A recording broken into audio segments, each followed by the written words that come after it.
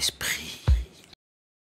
Bonjour les amis, jour 6 du challenge pas à pas, vivons plus 2 km par jour pendant 28 jours, soit en marchant ou en footing. Et à chaque jour, dans chaque vidéo, une astuce. L'astuce du jour va être pour moi de répondre à une question que de nombreux entre vous m'ont posée.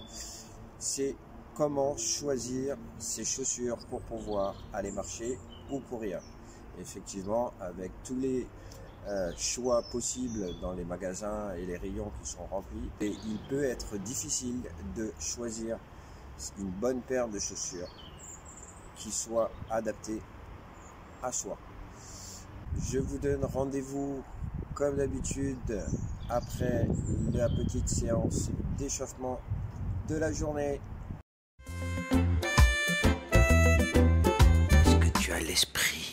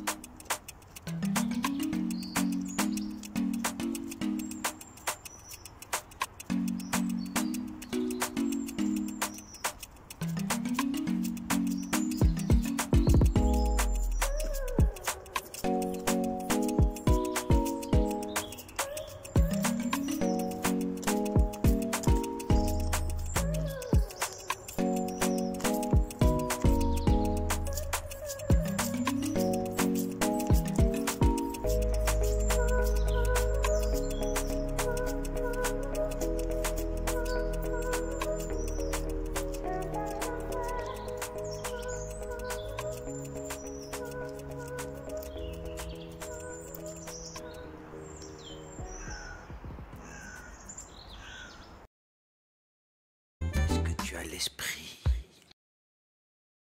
Voilà, c'est fini. Donc mes 2 km du jour vient d'être fait. Maintenant, je vais pouvoir vous donner des informations et des conseils utiles pour répondre à la question comment choisir ses chaussures pour pouvoir aller marcher ou faire son footing. Premier point, les chaussures doivent être confortables. Ça, c'est le premier paramètre. De préférence, les plus légères possibles. Un autre conseil, privilégiez des chaussures taille basse. D'accord? De façon à ce que votre cheville ne soit pas gênée, encombrée lors de votre marche. Donc privilégiez des chaussures taille basse. Vous avez un autre paramètre qui est par rapport à la tige devant le coup de pied. Faites en sorte, vérifiez bien que cette tige ne vous encombre pas et est suffisamment longue pour pouvoir faire les lacets par-dessus et ne pas stopper la circulation au niveau de votre pied. Alors, je vous préviens, je n'ai pas de contrat sponsoring avec ces marques, mais je peux vous citer notamment au niveau des modèles existants sur le marché qui ont des bons retours en termes de qualité par rapport à cette activité. Nous avons New Balance, ASIC pour les chaussures type running, ou si vous allez sur des terrains un petit peu plus accidentés, un petit peu plus boueux. Donc, vous avez aussi la marque Salomon qui propose des produits style trial de très bonne qualité, notamment proposant des semelles très adhérentes pour tout ce qui est terrain accidenté et boueux. Et en plus, elles sont imperméables, à savoir que c'est un autre point à prendre en considération. N'hésitez pas à faire un essai en magasin. Mettez bien les deux chaussures puisque nous avons toujours un pied plus grand que l'autre et effectuez des essais à diverses allures dans le magasin. Ce qui va vous permettre de voir si vous êtes vraiment bien confortablement installé et que votre pied est bien maintenu, vous êtes à la bonne pointure pour pouvoir effectuer votre activité et ne pas engendrer d'échauffement avec éventuellement comme conséquence des ampoules. Un critère par rapport au type de chaussures à choisir va être en fonction de l'itinéraire dans lequel vous allez effectuer votre activité. Pour cela, vous avez des semelles lisses. Si vous êtes sur un terrain style béton, vous pouvez avoir des semelles avec des crampons, ou si vous êtes sur un itinéraire où là vous avez un chemin en terre avec de la boue, ce qui va permettre de pouvoir mieux accrocher au sol. Donc la semelle est aussi un critère dans le choix de votre chaussure. Pour conclure, il faut que vous soyez le plus confortablement installé et que votre chaussure soit adaptée à votre pied et non l'inverse. Voilà, vous savez tout. Vous pouvez aller choisir votre chaussure pour effectuer votre activité de marche ou de footing. À demain pour le jour 7, fin de la première semaine du challenge 28 jours, 2 km par jour. À demain. Est-ce que tu as l'esprit? J'espère que cette vidéo vous a plu et que les informations étaient claires et utiles. N'hésitez pas à la partager sur vos réseaux sociaux, à cliquer j'aime ou à la commenter. Cela m'aide pour de nouveaux contenus. Vous pouvez trouver d'autres vidéos avec d'autres astuces et d'autres informations, que ce soit sur ma chaîne YouTube ou sur ma page Facebook. @laurentjoly_coaching. Si vous désirez aller plus loin, j'ai créé et mis en place des formations professionnelles ainsi que des accompagnements personnalisés. Donc n'hésitez pas à me contacter sur ma page Facebook @laurentjoly_coaching. Je suis Laurent Joly, formateur professionnel et coach sportif diplômé d'État. Je vous dis à bientôt.